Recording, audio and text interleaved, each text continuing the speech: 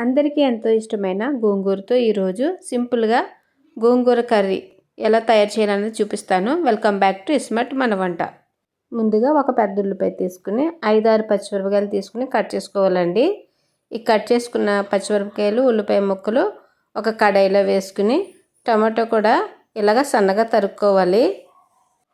ఇలా టమాటా తరిగిన తర్వాత ఇందులో తగినంత సాల్ట్ వేసుకోవాలి.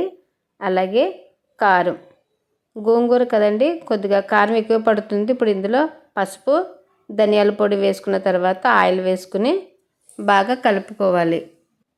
గోంగూర పులుసు కూర ఎప్పుడు వండే విధంగా కాకుండా ఒకసారి ఇలా ట్రై చేయండి. చాలా అంటే చాలా బాగుంటుంది. ఇలా కలుపుకున్న తర్వాత తగినన్ని నీళ్ళు వేసుకోవాలి. ఇలా నీళ్ళు వేసిన తర్వాత ఇప్పుడు స్టవ్ మీద పెట్టి కరివేపాకు కొద్దిగా వేసి కుక్ చేసుకోవాలి. సిమ్లోనే కుక్ చేసుకుంటే బాగుంటుందండి. ఇలా దగ్గరికి వచ్చిన తర్వాత ఇందులో కడిగి పెట్టిన గోంగూర వేసుకోవాలి. ఇప్పుడు మూత పెట్టి సిమ్లో కుక్ చేసుకోవాలండి. మన ఛానల్ని సబ్స్క్రైబ్ చేయండి, లైక్ చేయండి, షేర్ చేయండి. ఇలా మధ్య మధ్యన కలుపుతూ ఉండాలండి.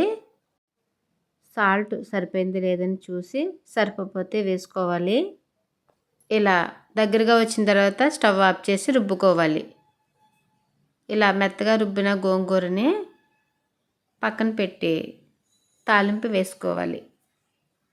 ఇప్పుడు తాలింపుకి సరిపడా ఆయిల్ వేసుకుని అందులో ఎండుమిర్చి, దంచిన వెల్లుల్లి రెబ్బలు, అలాగే పచ్చి శనగపప్పు, ఆవాలు, జీలకర్ర వేసుకుని కొద్దిగా కరివేపాకు కూడా వేసి గోంగూర పులుసు కూర టేస్ట్గా రావడానికి వేయించిన మెంతి పొడి వేసుకోవాలి. దీనివల్లే గోంగూర కర్రీ చాలా అంటే చాలా టేస్ట్ ఉంటుందండి. ఒకసారి మీరు కూడా ఇలా ట్రై చేయండి.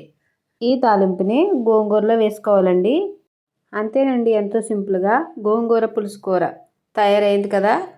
పుల్ల పుల్లగా భలే బాగుంటుందండి. మరొక మంచి రెసిపీతో మీ ముందుకు వస్తుంది మీ స్మార్ట్ మన వంట.